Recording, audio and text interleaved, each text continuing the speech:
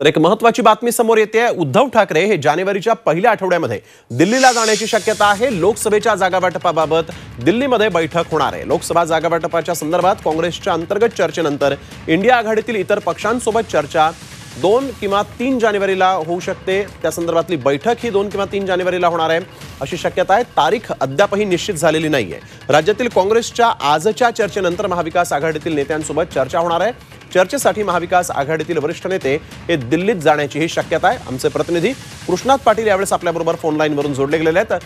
कृष्णात, काय अधिक सांगाल? उद्धव ठाकरे हे आता जागा वाटपासाठी म्हणून दिल्लीला जाणार असल्याचं कळत आहे। दिल्लीत सध्या काँग्रेसचे वरिष्ठ नेते हे जागा वाटपासंदर्भात चर्चा करताना दिसून येत आहेत। त्याच पार्श्वभूमीवर ठाकरे गटाचे देखील पक्षप्रमुख उद्धव ठाकरे हे जानेवारीच्या पहिल्या आठवड्यामध्ये दिल्लीत जाण्याची शक्यता आहे।